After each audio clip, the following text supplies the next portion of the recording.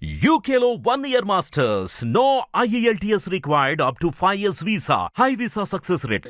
Sir ఇప్పటికొచ్చి హర్షసాయి సంగతి అనేది ఇప్పుడు ఇంకా బయటికి అయితే వెలుగులోకి రాలేదు. అంటే తన అబ్స్కాండ్లో ఉన్నాడని చెప్పని అంటున్నారు. నార్సింగ్ పోలీసులు 3 టీములుగా వెళ్ళి వెతకడం కూడా జరుగుతుందని చెప్పని అన్నారు. అది నిజమే అంటారా? ఆల్మోస్ట్ ఒక 5 టీమ్స్ వరకు డివైడ్ అయ్యే ఇన్ఫర్మేషన్ వచ్చిందండి. Right sir. ఇప్పుడు హర్షసాయి తన మీదే కాకుండా వాళ్ళ ఫాదర్ మీద కూడా అలిగేషన్ అనేది రావడం జరిగింది. ఆ రిపోర్ట్ ఏదైతే రాసి ఇవ్వడం కూడా జరిగింది కంప్లైంట్లో అని చెప్పని కూడా వినిపిస్తుంది. మరి అది కూడా నిజం అని చెప్పని అనుకోవాలా? అవునండి. హర్షసాయి ఫాదర్ మీద ఎలా వచ్చారు అంటే, ఈ ఇన్సిడెంట్ జరిగిన తర్వాత ఎప్పుడైతే విక్టిమ్ లీగల్గా యాక్షన్ తీసుకోవాలని డిసైడ్ అయిపోయిందో, అతని హెరాస్మెంట్ తట్టుకోలేక ఆ సందర్భంలో ఇక మన చెయ్యి దాటిపోతుంది అనుకున్నప్పుడు తను ఏదో ఒక ఆయుధాన్ని వాడాలి కాబట్టి ఓకే, లాస్ట్ ఆపర్చునిటీగా అదే విల్లాలో ఆ అమ్మాయితోటి వాళ్ళ ఫాదర్తో కాల్ మాట్లాడించడం జరిగింది. వాళ్ళ ఫాదర్కి సిచ్యువేషన్ ఎక్స్ప్లెయిన్ చేయడం జరిగింది. వాళ్ళ ఫాదర్కి కూడా ఇంట్రడ్యూస్ చేయడం జరిగింది. తను ఒక ఎంటర్ప్రెనర్ అండ్ ఒక నా ప్రొడ్యూసరు. సో మేము మ్యారేజ్ చేసుకోవాలనుకుంటున్నామంటే వాళ్ళ ఫాదర్ కూడా దీన్ని మ్యాటర్ సెటిల్ చేసే ప్రయత్నం చేశాడు. ఈ ప్రాసెస్లో అతని ఇన్వాల్వ్మెంట్ కూడా ఉంది కాబట్టి ఒక ఫేక్ ప్రామిస్ చేయడానికి, ఈ ఆర్గనైజ్డ్ క్రైమ్ జరగడానికి అతను కూడా ఇన్వాల్వ్ అయ్యి ఉన్నాడు కాబట్టి డెఫినెట్గా వాళ్ళ ఫాదర్కి తెలిసిన తర్వాత ఈ విషయాన్ని సప్రెస్ చేయాలనే ప్రయత్నం చేసి ఫేక్ ప్రామిస్లు ఇచ్చారు కాబట్టి అతని మీద కూడా కంప్లైంట్ ఇవ్వడం జరిగింది. Right sir. ఇప్పుడు నిన్నటి నుంచి అయితే మాత్రం వినిపిస్తున్న ఆడియో లీక్స్ అయితే ఏవైతే ఉన్నాయో వాటిపైన ఒకసారి మాకు వివరణ ఇవ్వగలరా? ఆడియో లీక్స్ అనేవి అతనే చెప్పేశాడండి. నా దగ్గర 9 హార్డ్ డిస్కులు ఉన్నాయి అని. మీరు ఒక విషయం అర్థం చేసుకోండి. అసలు ఈ విక్టిమ్ ఎవరైతే ఉన్నారో ఈయనకి వాళ్ళకి పరిచయమే లేదు, సంవత్సరం నుంచి సంబంధాలు లేవు అని. ఈ 9 హార్డ్ డిస్కుల్లో ఏముంటుందండి? ఒక మెమరీ కార్డులో అసలు ఎన్ని స్టోర్ అవుతాయి, ఎన్ని వాయిస్ రికార్డింగ్ స్టోర్ అవుతాయి చెప్పండి? ఒక మెమరీ కార్డులో అంటే 5 GB అనుకుందాం, లేదా 1 GB అనుకుందాం. అవును సార్. కొన్ని వేల కాల్స్ రికార్డ్ అవుతుంది ఖచ్చితంగా. 9 హార్డ్ డిస్కుల్లో ఎన్ని కాల్స్ ఉంటాయండి? ఇంకా హార్డ్ డిస్క్ అది క్యాపబిలిటీ ఎంత ఉంటుంది అనేది మనం క్యాలిక్యులేట్ చేయాలి. 1 TB 2 TB కెపాసిటీని బట్టి బట్టి అంటే ఎంతమంది ఆడపిల్లల జీవితాలు ఉన్నాయి ఆ హార్డ్ డిస్క్లో? ఓకే, నువ్వు చెప్తున్నావు ఒక ఫ్యాంటసీ అని, నిజంగానే మేము అడుగుతున్నాం. ఆ 9 హార్డ్ డిస్కులు బయట పెడితే ఇప్పుడు వీళ్ళంతా డేటా ట్రాన్స్ఫర్స్, దానిలోకి కంటెంట్ ఉంది అని కవర్ చేసుకునే ప్రయత్నంలో ఆల్రెడీ ఉంటారు. ఎందుకంటే ఎప్పుడైనా తప్పు చేసినటువంటి నిందితుడు అక్కడ ఉన్నటువంటి తనకి ఎగనిస్ట్గా ఉన్నటువంటి ఎవిడెన్స్ అన్నింటినీ ట్రాష్ చేయడానికి ప్రయత్నాల్లో భాగంగా ఇవన్నీ చేస్తాడు. అయితే ఇప్పుడు కేసు పెట్టడం జరిగిందో దానికి సంబంధించి రెస్పాండింగ్గా మీకు ఏమైనా లెటర్ రావడం జరిగిందా? వాళ్ళు ఏమైనా రెస్పాండ్ అయ్యారా వాళ్ళ అడ్వకేట్ నుంచి? వాళ్ళ అడ్వకేట్ నుంచి మాకెందుకండి రెస్పాన్స్? ఓకే, విక్టిమ్ పోలీసులను అప్రోచ్ అయ్యి తనకు జరిగిన అన్యాయాన్ని, బాధని అంతా చెప్పింది. వాళ్ళు 5 గంటల సేపు సుమారు స్టేషన్లోనే ఉంచి తన స్టేట్మెంట్స్ అండ్ వీడియో స్టేట్మెంట్స్ అన్నీ రికార్డ్ చేసుకున్నారు. అండ్ ఆ తర్వాత మెడికల్ ఎగ్జామినేషన్కి పంపించారు. సుమారు ఒక 2-3 గంటల 5 గంటల వరకు 5 గంటల సేపు అంటే నైట్ 11 to 12 వరకు మెడికల్ ఎగ్జామినేషన్ అది కండక్ట్ చేశారు. కండక్ట్ చేసిన తర్వాత అతని మీద ఈ సెక్షన్స్ కింద ఆల్రెడీ ఎఫ్ఐఆర్ అయిన తర్వాత ఈ ప్రాసెస్ అంతా జరిగింది. Right sir. ఇప్పుడు పెట్టిన సెక్షన్స్ అంటే ఎఫ్ఐఆర్ పెట్టిన సెక్షన్స్ ఏమేమి సెక్షన్స్ వచ్చినాయి అనేది ఒకసారి చెప్పాలి. ఇప్పుడు సెక్షన్స్ వచ్చేసి 328 అండి. Okay sir, 328. ఈ సెక్షన్ మోస్ట్ కాంప్లికేటెడ్ సెక్షన్ అనమాట. ఓకే, అంటే 376 ఎక్కువ కొంచెం కాంప్లికేట్ అంటారు. 376కి ఎంత వ్యాలిడిటీ ఉంటుందో 328కి కూడా సేమ్ అంతే వ్యాలిడిటీ ఉంటుంది. Okay sir. డిఫరెన్స్ ఏంటి సార్? డిఫరెన్స్ ఏంటంటే ఒక పర్సన్ని ఆల్కహాల్ ఇచ్చి కానీ, డ్రగ్స్ ఇచ్చి కానీ, లేదా తనని అన్కాన్షియస్ చేయగలిగేటువంటి ఎలాంటి పదార్థం ఇచ్చైనా కానీ అసభ్యంగా తనను వ్యవస్థరతను చేసి అసభ్యంగా ప్రవర్తించిన, దాన్ని చిత్రీకరించిన, ఇవన్నీ ఈ సెక్షన్ కింద అప్లికబుల్ అవుతాయి అన్నమాట. ఓకే. సో ఈ 378 అనేది కామన్గా మనం విక్టిమ్స్ ఇచ్చేటువంటి కంప్లైంట్లో చూస్తూనే ఉంటాం. ఇది సెక్సువల్ అసల్ట్, రేపు ఇలాంటివి జరిగినప్పుడు సందర్భాల్లో ఇచ్చే 376 అప్లికబుల్ అవుతుంది. Okay sir. అండ్ దీనికి కూడా 10 years వరకు శిక్ష పడేటువంటి అవకాశం ఉంది. Okay sir. అండ్ 354 కూడా పెట్టారనమాట. అది వచ్చేసి దాని ప్రైవసీకి భంగం కల్పించాడు. ఇక్కడ కంప్లైంట్లో మెన్షన్ చేశారు, ఈమె చెప్తుంది, నేను మాట్లాడినటువంటి కొన్ని కాల్ రికార్డింగ్స్ని అండ్ అతనికి ఎలా డబ్బింగ్ చెప్పించాలో తెలుసు. ఇప్పుడు అతని తెలుగులో ఉన్నాయి తమిళ్లో డబ్బింగ్ చెప్పించేసేస్తాడు, తమిళ్లో ఉన్నాయి హిందీలో డబ్బింగ్లో చెప్పేసేస్తాడు. ఆ డబ్బింగ్ టెక్నాలజీ తోటి నెక్స్ట్ ఈరోజు ఎలా ఉందో తెలుసు. తనకి ఏ కంటెంట్ కావాలో ఆ కంటెంట్కి కావాల్సినట్టు ప్రీ ప్లాన్డ్గా అన్ని ముందుగానే రికార్డింగ్ ఎడిట్ చేసి పెట్టుకొని ఇలా చేసి పెట్టాడు. దీనికన్నా ముందే ఈ ఐటీసీలో ఇలా కూర్చొని ఇన్ఫ్లుయెన్సర్ని పిలిపించుకొని నేమ్ తీసుకొని నేను చాలామంది ఇన్ఫ్లుయెన్సర్ని మీడియా వాళ్ళని కూడా పిలిపించుకొని ఓకే. ఏది ఒక 2-3 నెలల నుంచి ఈ ఫేక్ ప్రాపగండా అంటే ఈ కాల్ రికార్డింగ్స్ అని అప్పటి నుంచి పెట్టుకొని వీళ్ళ క్యారెక్టర్ ఇది అలా ఇలా అని మార్కెట్లో అప్పటి నుంచే తనే డిఫేమ్ చేసుకుంటా వస్తూ ఉన్నాడు అనమాట ఇండస్ట్రీలో. ఓకే. ఎందుకు ఇది స్టార్ట్ అయిందంటే ఈ కాపీ రైట్స్ దగ్గర ఓకే తను సార్. ఈ వివాదం అనేది ఎక్కడ మొదలైంది? ఈ వివాదం మొదలైంది ఫస్ట్ అతను ఎప్పుడైతే 328లో చెప్పిన ప్రకారంగా ఇంటాక్సికేషన్ స్టేజ్ తీసుకెళ్ళి వాళ్ళ నాన్నగారి మ్యారేజ్ ప్రపోజల్ వచ్చింది. అక్కడి నుంచి మూవీ షూట్ స్టార్ట్ అయ్యింది. షూట్ మీద వీళ్ళు బాగా ఇన్వెస్ట్మెంట్ పెట్టారంటే నువ్వు అంత చేసిన తర్వాత కూడా మీ నాన్నగారు నువ్వు ఇచ్చిన కమిట్మెంట్ని బేస్ చేసుకొని ట్రస్ట్ చేసుకొని వీళ్ళు షూట్ స్టార్ట్ చేశారుగా. ఓకే. ఇన్వెస్ట్మెంట్ పెట్టారుగా. టీజర్ని పాన్ ఇండియా రేంజ్లో ఆ సెట్ చూడండి ఒకసారి. ఆ టీజర్లో కానీ దీని కానీ ఎంతమంది మీడియా ఇతన్ని ఇప్పటికే నాకు తెలిసి చిరంజీవి గారు కానీ అల్లు అర్జున్ గారు కానీ రామ్ చరణ్ గారు కానీ అంతమంది బాడీ గార్డ్స్ తోటి ఎలివేషన్ ఇచ్చిన సిచ్యువేషన్స్ లేవు. కానీ ఆ మూవీలో అతనికి వస్తుంటే ఆ ఎలివేషన్స్ చుట్టూ ఒక 30 మంది గార్డ్స్ అంత ఆ రేంజ్లో రిలీజ్ చేశారు. ఇది జరిగిన తర్వాత కూడా వాళ్ళు అంత చేశారు కదా. అంటే నువ్వు ఎలా నమ్మించగలిగావు వాళ్ళని? ఆ విక్టిమ్ని ఎలా నమ్మించగలిగావు? కేవలం పెళ్ళి అనే ప్రపోజలు, మనం కలిసి ఉంటున్నాం, మన ఫ్యూచర్ ఇంకా బాగుండిద్ది అనే నమ్మకాన్ని కుదర్చగలిగావు కాబట్టి అది అంత సక్సెస్ఫుల్గా రిలీజ్ అయింది. Yes sir. అంటే ఇప్పుడు ఆడియో లీక్స్ అయితే ఏవైతే వచ్చినాయో అందులో ఏంటంటే యువతల వైపు తను మాట్లాడుతున్నప్పుడు, విక్టిమ్ ఎవరైతే ఉన్నారో తను మాట్లాడుతున్నప్పుడు కనీసం అంటే ఇంట్రెస్ట్ లేనట్టుగా తను ఉన్నట్టుగా కనిపిస్తుంది మాకు. తను ఇంటెన్షనల్గా మైండ్లో రికార్డ్ చేయాలి అనుకున్నాడు కాబట్టి అదేం లేదు అంటున్నాడు. అది ఎక్కడ తీసుకొచ్చి ఎక్కడ పెట్టావో ఇప్పుడు నువ్వు ఈ షూట్ టైం నుంచి రిలీజ్ అయ్యే వరకు నువ్వు ఏ ట్రాక్ అయితే నడిపావో ఆ ట్రాక్లో నువ్వు కొన్నిసార్లు సందర్భాన్ని బట్టి వాళ్ళ కోపం వచ్చినప్పుడు యాంగర్గా మాట్లాడుకున్నారు. ఎందుకంటే వాళ్ళ ఫాదరు తను మ్యారేజ్ కమిట్ అయిపోయారు కదా. అవును సార్. సో రకరకాలుగా మాట్లాడు. అంతేందుకు ఇప్పుడు అతను ముందుగానే ఒక స్క్రిప్ట్ చెప్పేసేసి ఇప్పుడు సిచ్యువేషన్ ఇది, నువ్వు హీరోయిన్ కదా, నువ్వు ఎలా యాక్ట్ చేస్తావు, నన్ను ఇప్పుడు నువ్వు చెయ్యని రికార్డ్ చేయాలనే గ్యారంటీ ఏమైనా ఉందా? ఎస్. పాసిబిలిటీ ఉందా లేదా? ఇప్పుడు నువ్వు హీరోయిన్, ఇది సిచ్యువేషన్, ఈ సిచ్యువేషన్ తగ్గట్టుగా నేను ఇప్పుడు ఒక క్యారెక్టర్ చెప్తాడు అనమాట, నేను ఇలాంటి అబ్బాయిని, నా క్యారెక్టర్ ఇది, నువ్వు దీనికి తగ్గట్టుగా నువ్వు ఈవెన్ నన్ను చేయాలంటే ఎలా మాట్లాడతావు అని ముందుగా చెప్పేసి ఆ కంటెంట్ అంతా లేపేసేసి ఇప్పుడు కాల్ చేయి, నేను చూస్తాను, తర్వాత మనం చెక్ చేసుకుందాం, రికార్డ్ చేస్తాను అని చెప్పిన సందర్భాల్లో కూడా రికార్డ్ చేసి బయటికి రావచ్చు కదా. ఎందుకంటే ఒక వ్యక్తిని ఎలా మెస్మరైజ్ చేయాలి, మ్యానిపులేట్ చేయాలి, దాన్ని ఎలా ఎడిట్ చేయాలి, ఎవిడెన్స్ ఎలా క్రియేట్ చేసుకోవాలి అంటే తను చేసిన తప్పుని కప్పుపుచ్చుకోవడం కోసం చేసే ప్రయత్నాల్లో ఇవన్నీ అతను ముందుగానే ప్రీ ప్లాన్డ్గా చేసి పెట్టుకొని ఇన్ఫ్లుయెన్సర్లు పిలిపించుకొని పెట్టుకున్నాడు. Okay sir. అంటే ఇప్పుడు నార్సింగ్ పోలీస్ స్టేషన్కి హర్ష సాయి అనే వ్యక్తి అయితే ఇప్పటివరకు వెళ్ళడం జరగలేదు. అంటే తను ఇంకా పట్టుకోలేదు, తీసుకువెళ్ళలేదు, వాళ్ళ అదుపులోకి తీసుకోలేదు. అయితే వారికి సంబంధించిన అడ్వకేట్ మాట్లాడుతున్నారు కాబట్టి మరి వారి తరపున ఏమైనా అక్కడికి పిటిషన్ ఏమైనా రావడం జరిగిందని చెప్పి అనుకోవచ్చు. వారి తరపున పిటిషన్ ఏమొస్తుందండి? ఏం రాదు. వాళ్ళకి మ్యాక్సిమం పాసిబిలిటీ ఏముంటుంది, హైకోర్టులో యాంటిసిపేటరీ బెయిల్ వేసుకునే పాసిబిలిటీ ఉంది. కానీ సుప్రీంకోర్టు గైడ్లైన్స్ చాలా క్లియర్గా ఉన్నాయి. ఈ సెక్షన్స్ కింద కేసు బుక్ అయిన తర్వాత ఎలాంటి ప్రాథమిక విచారణ అండ్ కస్టోడియల్ ఇంట్రాగేషన్ కానీ ఇవన్నీ ఏం జరగకుండా ఎలా బెయిల్ ఇస్తారండి? ఓకే. మీకు ఆ సెక్షన్స్ చెప్తున్నాయి కదా, ఆల్రెడీ గైడ్లైన్స్ ఉన్నాయి కదా. Okay sir.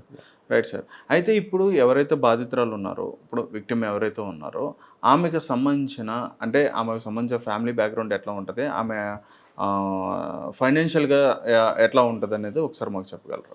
ఫైనాన్షియల్గా అంటే మీరు ఆమె 2014లోనే ముంబైలో అంతకు ముందు కూడా కొన్ని సీరియల్స్ అవి చేశారండి. ఓకే. హిందీలో యూట్యూబ్లో తన కొన్ని సీరియల్స్ ఉన్నాయి 2014 బిఫోర్ కూడా. సో ఇక్కడ ఇండస్ట్రీకి వచ్చి ఇక్కడ ఇండస్ట్రీలో సెటిల్ అవ్వాలనే ఉద్దేశంతో వచ్చి ఇక్కడ హౌస్ కీపింగ్ సంబంధించిన ఒక కంపెనీ లాంటిది పెట్టి దానిలో వచ్చిన మా అమౌంట్ తోటి ఇక్కడ మళ్ళీ ఆపర్చునిటీస్ సెర్చ్ చేసుకొని ఇక్కడ శ్రీ పిక్చర్స్ అనే బ్యానర్ని వాళ్ళు ఎస్టాబ్లిష్ చేసుకొని అండ్ చిన్న చిన్న సాంగ్స్ కానీ లేకపోతే ఓటీటీ వెబ్ సిరీస్లు కానీ ఇంకా ఏదో మూవీలు కూడా ఇంకో 90% కంప్లీట్ అయిన మూవీ కానీ ఇవన్నీ చేసుకొని ఉన్నారు. అండ్ అసలు నువ్వు ట్రస్ట్ చేసి నువ్వు హీరోగా ఒప్పుకున్నావంటే నువ్వు ఏ బ్యాక్గ్రౌండ్ ఒకళ్ళకి ₹1,00,000 ఇవ్వాలంటే నువ్వు అంత బ్యాక్గ్రౌండ్ వేరు. మా టీం వెళ్ళింది, ఇవి చేశారు, వాళ్ళ బ్యాక్గ్రౌండ్ మా టీం క్రూ వెళ్ళి వెరిఫై చేసింది, వాళ్ళల్లో మేము ఐడెంటిఫై చేసాం, ఇంత బ్యాక్గ్రౌండ్ చెక్ చేస్తావే. నిన్ను ఫస్ట్ టైం నీకు ఇంత క్రేజ్ ఉంది ఇండియా లెవెల్లో, నిన్ను ఇంట్రడ్యూస్ చేసే ప్రొడ్యూసర్ క్యాపబిలిటీ నువ్వు ఎంక్వైరీ చేయకుండానే వచ్చేసావా మూవీ షూట్కి? లేదు. మరి వాళ్ళ ఫినాన్షియల్ క్యాపబిలిటీ ఏంటి? నీకు క్యాపబిలిటీ ఉందని నమ్మావు కాబట్టే కదా. అదే సార్, అంటే వారికి సంబంధించిన అడ్వకేట్సే కానీ లేదా మిగతా వారు కానీ వారు చెప్పడం ఏంటంటే తన దగ్గర ఏమీ లేదు ఫైనాన్షియల్గా, సో అట్లా డిమాండ్ చేస్తుంది 2 కోట్లు అని చెప్పనే విషయం అక్కడ మొదలైంది సార్. ఎక్కడ మరి ఈ మాట కూడా చెప్పమనండి. ఇప్పుడు అతను ఏదో ఒక బార్బర్ని మిలీనియర్ చేశాను అంటున్నాడు కదా, ఇట్లాగే ఒక మహిళని మిలీనియర్ చేద్దామని ప్రొడ్యూసర్ చేశారని చెప్తాడేమో రేపు. అంతే కదా. అలాగే అదే సార్. Right sir. సార్ ఇప్పుడు వచ్చేటప్పటికి హర్ష సాయిని రిమాండ్లో తీసుకునే అవకాశం ఉందని చెప్పని అనుకోవచ్చా? ఎందుకంటే వాళ్ళు ఒకవేళ యాంటీ స్పెక్ట్రమ్ బెయిల్ అనేది కూడా వాళ్ళు అప్లై చేసుకుంటే కనుక దాన్ని రిజెక్ట్ చేసే అవకాశం అనేది ఖచ్చితంగా ఉంటుందని చెప్పని మీరు అంటున్నారు. సో తన్ని రిమైండ్కి తీసుకెళ్ళిన తర్వాత మరి వారి దగ్గర ఏంటంటే దాదాపు 9 హార్డ్ డిస్క్ల వరకు కూడా ఎవిడెన్స్లు అనేవి ఉన్నాయి మా దగ్గర అని చెప్పని ఆయన చెప్పడం జరుగుతుందని చెప్పని అన్నారు మీరు. రైట్, వాటిలో కనుక ఈ విక్టిమ్కి సంబంధించి ఏదైనా కానీ యాంటీగా ఉంటే ఫర్దర్గా ఏమైనా ఎటువంటి ఫేస్ చేయాల్సి వస్తుంది? ఇప్పుడు కోర్టులో ఎలా ఉంటుందంటే మీరు తీసుకొచ్చేసి ఏదో వాయిస్ రికార్డింగ్ వినిపిస్తేస్తే దాన్ని పరిగణలోకి ఎంతవరకు తీసుకుంటారనేది మనం ఆలోచించాలి. అది డబ్ చేసి పెట్టారా, లేకపోతే నువ్వు స్క్రిప్ట్ ఇచ్చి ఏమన్నా నువ్వు చెప్పించావా, ఈ స్క్రిప్ట్లో తను యాక్ట్ చేయమన్నప్పుడు ఇలాంటి సందర్భాలు ఏమన్నా ఉన్నాయా, లేకపోతే నీ పర్సనల్ ఇంటిమేట్స్ ఉందా, అసలు అది ఒరిజినలా కాదని డిసైడ్ చేయాల్సింది ఎవరు? కోర్ట్స్. ఇప్పుడు అంత టెక్నాలజీ, అంత ఎడిటింగ్, అంత వాయిస్ డబ్బింగ్, ఇన్ని టెక్నాలజీస్ ఇతను తెలిసి ప్రీ ప్లాన్డ్గా ఉన్నప్పుడు దాంట్లో ఎలాంటి మార్ఫింగ్ కానీ లేకపోతే వాయిస్ డబ్బింగ్ కానీ జరిగిందని అనడానికి ఎవరు సర్టిఫై చేయాలి? ఓకే సార్, దాన్ని ఫోరెన్సిక్ పంపించాలి, వాళ్ళు సర్టిఫై ఇవ్వాలి. అది ఇచ్చిన తర్వాత కదా కోర్టులో నిలబడేది. ముందుగానే నువ్వు మీడియాలో స్ప్రెడ్ చేసి. ఇంకొక విషయం ఏంటంటే ఇక్కడ క్లియర్గా కంప్లైంట్లో వాయిస్ రికార్డింగ్స్ని ఇలా స్ప్రెడ్ చేస్తూ ఇన్ఫ్లుయెన్సర్స్ తోటి వాళ్ళని మార్కెట్లో నన్ను ఫేక్ ప్రాపగండా చేయమని నన్ను బ్లాక్మెయిల్ చేస్తున్నాడు అనే విషయాన్ని కూడా చెప్పింది. నువ్వు పోలీసుల దగ్గరికి వెళ్ళినా నేను ఇవన్నీ చేస్తానని ముందుగానే చెప్పేశాడు. కంప్లైంట్ ఇచ్చిన తర్వాత కూడా నువ్వు కోర్టు పరిధిలోకి తీసుకెళ్లాల్సిన విషయాలని, కోర్టులో ఎవిడెన్స్గా ప్రొడ్యూస్ చేసిన విషయాలని నువ్వు మీడియాకి సర్క్యులేట్ చేసి, ఈవెన్ తన మెంటల్ ఇప్పటికే ఒక విక్టిమ్ బయటకు వచ్చి కంప్లైంట్ ఇవ్వాలంటే ఎంత మెంటల్ డిప్రెషన్లోకి వెళ్తారండి వాళ్ళు. రేపటి నుంచి సొసైటీలో మీకు ఒక అమ్మాయి సైడ్ నుంచి ఆలోచించండి. అదే మాస్క్ కట్టుకొని బయటికి కనిపించలేక బయటికి గుడైతే ఈ అమ్మాయి ఆ అమ్మాయి ఒక్కొక్కడు ఇంతకు వస్తావా అంతకు వస్తావా ఎన్ని మాటలు ఫేస్ చేయాల్సి వస్తుందండి. కానీ తను డేర్గా ఒక స్టెప్ తీసుకొని వచ్చింది అంటే ఈవెన్ ఓకే మేబీ తనది ఏమన్నా పర్సంటేజ్ ఉంటే ఉండొచ్చేమో. నువ్వు అది స్క్రిప్టెడో లేకపోతే ఎలా మాట్లాడించావో, ఏ సందర్భంలో మాట్లాడించావో తెలియదు కదా. అవును సార్. నువ్వు ఇంటెన్షనల్గా రికార్డ్ చేస్తున్నావు అంటే నువ్వు ఏదో క్రైమ్ కమిట్ అయ్యావు కాబట్టి నువ్వు ఇంటెన్షనల్గా నీ ఎవిడెన్స్ ముందుగా క్రియేట్ చేసి పెట్టుకున్నావు కదా. ఇటువంటి కేసులకు సంబంధించి అంటే పూర్తిగా అడుగుతున్నాను సార్, ఇటువంటి కేసులకు సంబంధించి అంటే ఫర్దర్గా కూడా మీరు ఇంకా వాదించే అవకాశం ఉందని చెప్పని అనుకోవచ్చా? అంటే మీ దగ్గరికి ఎవరైనా అప్రోచ్ అవుతే ఖచ్చితంగా ఇటువంటి కేసులు తీసుకుంటారా? డెఫినెట్గా తీసుకుంటామండి. ఎందుకంటే విక్టిమ్కి అల్టిమేట్గా న్యాయం చేయాల్సిన నెసెసిటీ ఉంది. అండ్ ఇందులో మా ప్రోద్బలంతో ఇచ్చేటువంటి కంప్లైంట్ ఏమీ ఉండదు. విక్టిమ్ ఏదైతే మా దగ్గరకు వచ్చి మా లీగల్ అడ్వైస్ అడిగి తన బాధని చెప్తారో, నాకు లీగల్గా ఏం పాసిబిలిటీస్ ఉన్నాయి, నేను ఇలా బాధపడ్డాను ఇది అనుకున్నప్పుడు దానిలో మనం చేయగలిగినంత వరకు అంటే చేయగలం అనమాట. లీగల్ అడ్వైస్ వరకు ఇవ్వగలం. Okay sir. And in case వాళ్ళు అవతల వ్యక్తి చాలా పెద్ద వ్యవస్థలను కూడా మేనేజ్ చేయగలిగే వ్యక్తి, అడ్వకేట్స్కి కోర్టులు ఇవ్వగలిగే వ్యక్తి, డిపార్ట్మెంట్కి కోర్టులు ఇవ్వగలిగే వ్యక్తి అన్నప్పుడు డెఫినెట్గా వాళ్ళు ఒక లీగల్ అడ్వైజ్ అనేది వీళ్ళు కూడా ఒక లీగల్ టీం అనేది మెయింటైన్ చేస్తారు. అండ్ వీళ్ళు కూడా శ్రీ పిక్చర్స్ అనే బ్యానర్ ఉంది కాబట్టి డెఫినెట్గా వీళ్ళు మెయింటైన్ చేస్తారు. Okay sir. సార్ ఇప్పుడు ఉన్న విక్టిమ్ ఎవరైతే ఉన్నారో వాళ్ళు డైరెక్ట్గా మీ దగ్గరకు వచ్చి మిమ్మల్ని అప్రోచ్ అవ్వడం జరిగిందన్న? Yes. Okay sir. Right sir.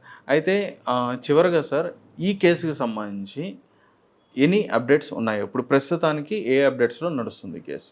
ఈ కేసు అప్డేట్స్ హైలీ కాన్ఫిడెన్షియల్గా పోలీసు వారు నిర్వహిస్తూ ఉన్నారండి. వాళ్ళు లొకేషన్స్ ట్రేస్ చేయడంలో కానీ వాళ్ళు వర్క్ చేస్తూ ఉన్నారు. సో ఇదంతా డిపార్ట్మెంట్ ఎంత స్పీడ్గా చేస్తుందనే దాని మీద డిపెండ్ అయ్యి ఉంటుంది. సో హర్ష సాయి అరెస్ట్ అయిన తర్వాత లేదా వాళ్ళు యాంటిసిపేటరీ ప్రొసీడింగ్స్ అవుతారా, వీటన్నిటిని బేస్ చేసుకునే ఉంటుందన్నమాట. అండ్ కాపీ రైట్స్ గురించి అసలు మెయిన్ ఇతను వీళ్ళ దగ్గర నుంచి గ్రాప్ చేయాలనే ఉద్దేశంతో ఇతను చేశాడు ఇదంతా. Okay sir. అంటే ఏదైతే మూవీ ఉందో ఆ మూవీకి సంబంధించిన కాపీ రైట్స్ అనేవి తీసుకోవడానికి నేను మ్యారేజ్ చేసుకుంటాను, నాకు కాపీ రైట్స్ నాకు ట్రాన్స్ఫర్ చెయ్యి, అతనికి ఒక నమ్మకం వచ్చింది. దీనికి సంబంధించిన ఎవిడెన్స్ అన్ని కూడా మీరు మీ దగ్గర సబ్మిట్ చేస్తారు. అంటే మీరు ఒక విషయం ఆలోచించండి, టీజర్ ఎంత రీచ్ వెళ్ళిందండి? ఒక పెద్ద హీరోకి వెళ్ళినంత రీచ్ వెళ్ళింది, 10 మిలియన్ దాకా వెళ్ళింది. అతని ఛానల్లోనే రిలీజ్ చేసుకున్నాడు. అవును. సో ఆ ఇన్కమ్ కూడా అతనే తీసేసుకున్నాడు, అతని ఛానల్లో రిలీజ్ అయింది అని అంటే. ఇక్కడ టీజర్ రిలీజ్ అయిన తర్వాత అతనికి హోప్స్ పెరిగినాయి. ఇంకా ఈ సినిమా నెట్ఫ్లిక్స్ కానీ ఇలాంటి పెద్ద పెద్ద వాళ్ళు 100 కోట్లు ఇచ్చి తీసుకునే ఆపర్చునిటీ ఉంది.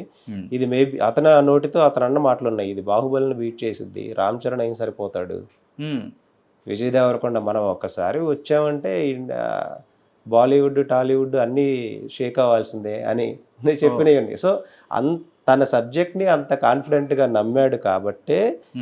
సో ఇప్పుడు మూవీ రైట్స్ ఎవరి దగ్గర ఉన్నాయి? శ్రీ పిక్చర్స్ వాళ్ళ దగ్గర ఉన్నాయి. ఈ శ్రీ పిక్చర్స్ వాళ్ళ దగ్గర నుంచి మూవీ రైట్స్ని గ్రాప్ చేయడం కోసం గ్రాప్ చేసి అతను నమ్మిన ఈ 100 కోట్ల మార్కెట్ని కావాలని తన ప్రాఫిట్ పొందాలనే ఉద్దేశంతో ఈ పెళ్ళి అనే నాటకాన్ని కూడా అడ్డు పెట్టుకున్నాడు. ఓకే. వాళ్ళు దానికి లొంగలేదు కాబట్టి వీళ్ళని డీఫేమ్ చేసి వీళ్ళకి ఇనీషియల్గా ఫండింగ్ ఎవరైతే ఇస్తూ ఉన్నారో, ఇప్పుడు ఒక సినిమా తీయాలి అని అంటే ఎవరో ఒకళ్ళ దగ్గర నుంచి డబ్బులు అనేది తీసుకుంటూ ఉంటారు. ఇప్పుడు 100 కోట్లు ఒక సినిమా మీద ఇన్వెస్ట్ చేసేవాళ్ళు కూడా దానికి కూడా ఒక 10 మంది ఇన్వెస్టర్స్ ఉంటారు. ఆ ఇన్వెస్టర్స్ దగ్గరికి వెళ్ళి వీళ్ళ క్యారెక్టర్స్ని డీఫేమ్ చేయాలనే ప్రయత్నాలు కూడా చేసి, అంటే వీళ్ళ ఫినాన్షియల్ సోర్స్ని మనం ఆపేసేసి ఇంకా ఎలా డీఫేమ్ చేయాలి అంటే ఇన్ఫ్లుయెన్సర్స్ని, చిన్న చిన్న యూట్యూబర్స్ని వీళ్ళందరినీ పిలుచుకొని ఐటీసీల్లో ఇలాంటి హోటల్స్లో కూర్చోపెట్టి వీళ్ళ క్యారెక్టర్స్ గురించి వీటి గురించి అతను డిస్క్రైజ్ చేసి మార్కెట్లో చేసి ఎన్ని కుట్రలు అయితే చేయాలో అతను రిలీజ్ అయిన దగ్గర నుంచి అన్ని కుట్రలు చేసి కాపీ రైట్స్ కోసం చాలా ఇది చేశాడండి. వాళ్ళని చాలా డీఫేమ్ చేశాడు. వాళ్ళు చెప్తున్న దీని ప్రకారం ఈ ప్రొడ్యూసర్స్ ఎవరైతే ఉన్నారో వాళ్ళు సూసైడ్ చేసుకునే స్టేజ్ వరకు తీసుకెళ్ళాడండి. Right sir. ఇప్పుడు తినకు సంబంధించి ఎవరైతే సపోర్ట్ చేస్తున్నారో, అంటే సపోర్ట్ చేసిన వాళ్ళు ఎవరైతే ఉన్నారో, ఈవెన్ ఇప్పుడు పోలీసుల పరిధిలోకి తీసుకున్న తర్వాత వారందరిని కూడా విచారించే అవకాశం ఉందని చెప్పని అనుకోవచ్చా? డెఫినెట్గా అండి. ఇప్పుడు ఏ యూట్యూబర్స్ని కానీ లేకపోతే ఎవరికైతే ఇతను అమౌంట్ పంపుతున్నాడో టీం తోటి, ఎవరినైతే ఇతను పిలిపించుకొని వాళ్ళ గురించి ఫేక్ ప్రాపగాండా గురించి డిస్కషన్స్ చేశాడో, ఎవరైతే ఈ రికార్డింగ్స్ని ఇంతకన్నా ముందే ఇతను మీడియాలో రిలీజ్ చేయడానికన్నా ముందే ఈ క్రైమ్లో ఇన్వాల్వ్ అయిపోయి అందరూ స్ప్రెడ్ చేస్తూ వీళ్ళ క్యారెక్టర్ అసోసియేషన్ గురించి అది ఇది స్ప్రెడ్ చేయడానికి ఈ క్రైమ్లో భాగం అయ్యారు, వాళ్ళ ప్రైవసీకి ఎలా అయితే భంగం కలిగించే విధంగా బిహేవ్ చేశారో వీళ్ళందరి మీద కూడా చట్టపరమైన చర్యలు ఉంటాయి. ఇప్పుడు ఎవరైతే యూట్యూబ్ ఛానల్స్లో ఎలాంటి బేసిక్ నాలెడ్జ్ కూడా లేకుండా, అంటే బేసిక్ నాలెడ్జ్ అంటే వాళ్ళకి లోకజ్ఞానం చాలా ఉండొచ్చు, మనం అన్కౌంటబుల్గా ఉండొచ్చు, సమాజంలో జరిగే విషయాల మీద చాలా మంచి అవగాహన ఉన్న వాళ్ళు కూడా మాట్లాడుతున్నారు. కానీ కంప్లైంట్ ఏంటో తెలియకుండా, కంప్లైంట్లో ఉన్న బ్రీఫ్ ఫ్యాక్ట్స్ ఏంటో తెలియకుండా, విక్టిమ్ సైడ్ అసలు తన వాదన ఏంటో తెలియకుండా 2 కోట్లు అనేస్తారు, పెళ్లి చేసుకుంటానని మోసం చేశాడని చెప్తారు. అసలు కంప్లైంట్లు అవి ఏమీ లేం కదా. నాకు జరిగిన అన్యాయం ఇది, అతన్ని శిక్షించండి అని మాత్రమే ఉంది. 2 కోట్ల ప్రస్తావన అనేది కంప్లైంట్లో లేనే లేదు. Okay sir, thank you sir. Thank you so much sir. Hit TV app ని డౌన్లోడ్ చేసుకోండి. ఇందులో short news, live news, entertainment movies అన్ని అవైలబుల్ గా ఉన్నాయి. Please download hit TV app. Hit TV యాప్ని ఫ్రీగా డౌన్లోడ్ చేసుకోండి.